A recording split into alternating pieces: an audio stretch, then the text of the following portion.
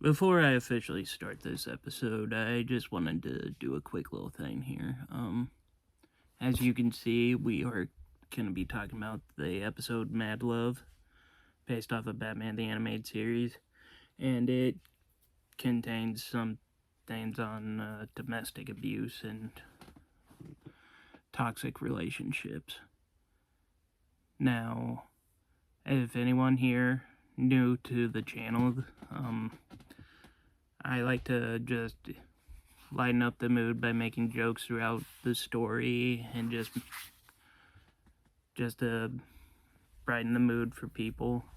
In no way do I approve or joke around when it comes to some topics of domestic violence or toxic relationships.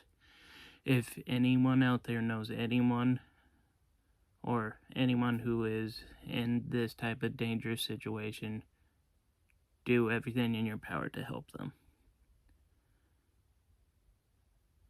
With that underway, I believe that all of you understand fully well that I am not making jokes on these serious topics, and I am just doing a thing on other situations on the comic.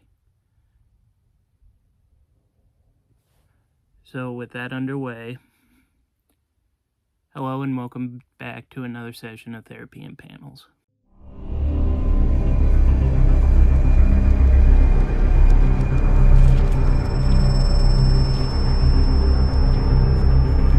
Created in 1992 by Paul Dini and Bruce Timm for Batman the Animated Series, the character was originally conceived as a one-off gag for the episode Joker's Favor. Dini was inspired by actress Arlene Sorkin's comedic performance as a jester-like character on the soap opera Days of Our Lives, which influenced Harley's voice, personality, and exaggerated Brooklyn accent. Harley proved instantly popular with audiences, leading to more appearances on the show, appearing in main continuity, and various other forms of media. And we officially get her backstory in today's comic. It's been such a long time since I've really seen the episode or read the story, so let's take a look at the Batman Adventures Mad Love one-shot. I love this cover. The artwork utilizes strong visual metaphors, and it really gives off the film noir movie poster feel to it, and it beautifully matches the art style for the animated series.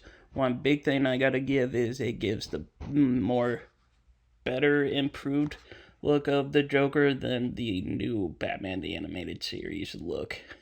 We open up with Commissioner Gordon at the dentist, only for it to be a trap by the Joker to unalive him. Should have just did the dental work and send him a bill. That would have done the trick way better than this. Of course, Batman manages to save him quickly due to a very lazy hint Joker gave here, but the two of them make a quick escape with help from an explosive. Back at the Batcave, Bruce talks with Alfred about Harley Quinn and her history of being a gymnastics scholarship to Gotham State, but wanted a degree from the psychology department. And going from this panel alone, this is starting to explain so much about the character of Harley Quinn. It doesn't help her case even more with her degree when Alfred mentions she wanted to be the equivalent, in my opinion, someone like Dr. Phil having self-help books and all those other type of things. Meanwhile, at Joker's lair, Harley is wanting to have some alone time with her pudding, but he is busy trying to plan his next way to take down the real love of his life, Batman. He even goes off on her, claiming how Batman was right about the teeth gag thing, which is revealed to have been her idea. Things don't go any better for her when she asks why Joker doesn't just shoot him. You know, it seems like this that makes me remember those memes and merchandise about how people wanted to have a relationship like Joker and Harley. And it just makes me think, have none of you ever seen any Batman-related thing involving Joker and Harley outside of that terrible movie? After a quick thing on Joker finding a plan involving piranhas, he finally locks Harley in a room with Ivy so he can finally think of an actual plan. For a quick moment, it seems like her sanity has returned, thinking about how life is now, but it quickly goes away as she blames Batman for all of her troubles. She even recalls her first day working at Arkham and her first interaction with the Joker, clearly smitten already. Later on, she tells Joker, who says he took a liking to her immediately, just from her name, as reworking it a bit, you get Harley Quinn, the classic clown character, and claims she makes him feel like he can tell her things, which sparks her interest. Now this is a tale all broken and down, how my life flipped fast and caught on fire. So take just a second, this moment in time, I'll tell you how I rose as the clown prince of crime. So they start having sessions in which he uses an abusive father story, and now he just wants the world to smile, but people like Batman just keep putting him down and admits to falling in love with him. Things were pretty much like this until one day Batman returns Joker to Arkham, beaten up, and she finally snaps, robbing a costume store and breaks Joker out of Arkham, officially becoming Harley Quinn. A love story for the ages. She dreams to one day settle down with Joker and start a family, but as long as Batman is around, that will never happen, and she gets an idea. As sometime later, Batman is called to the police station as a tape was given for Batman to watch. 7 days until the reboot. I kid. It's Harley claiming that the Joker has gone too far this time with bombs to destroy the entire city and offers to help take him down for good. Batman goes to meet Harley at the docks, which he gives him the plans, but it seems Joker knew this double cross and starts blasting. Batman throws a batarang and realizes the Joker was just a robot this whole time. My God, the Joker's a robot? Actually, it's just a double cross as Harley knocks him out, and he awakens sometime later hanging upside down above a tank of piranhas, wearing a straitjacket with no utility belt. It also doesn't help that with all the blood rushing to his head, he can't really think at 100% capacity right now. Harley talks to Batman about this whole thing was her plan, and Joker wasn't even aware of it. Really? I fell for a trap by your doing?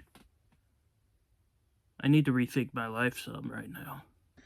She took the piranha plane Joker had earlier, who ditched it due to them not being able to smile.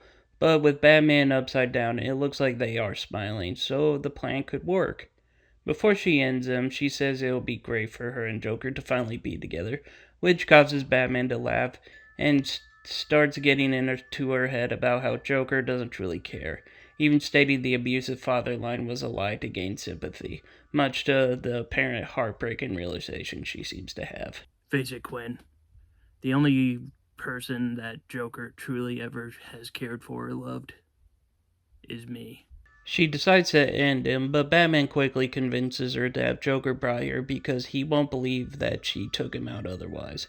She falls for the trick and calls Joker, who angrily drives to her location, while at the same time a police chopper spotted him and alerts Gordon. Joker arrives, and instead of the lovely moment she was hoping for, she instead gets beaten and thrown out the window, as only he is allowed to take out Batman. Again, anyone out there still think this is the kind of relationship you want? Joker at first seems to just let Batman go on his own little thing, but then decides to just say, screw it, I'll take Harley's advice from earlier and just shoot him. Of course, Batman evades this, breaks free, and the two begin a chase. They both land on a moving train where Batman gets under Joker's skin, claiming that Harley came closer to killing him than Joker ever did, knowing that the only option he had was that Joker's ego wouldn't allow that to happen. They fight for a bit, but one punch from Batman causes Joker to fall into like a chimney stack thing. I'm not sure if I got that right. And later on, after getting some medical attention, Harley is put into a cell, claiming to be done with Joker, only to go right back when she sees a flower he left for her in his cell, ending the issue.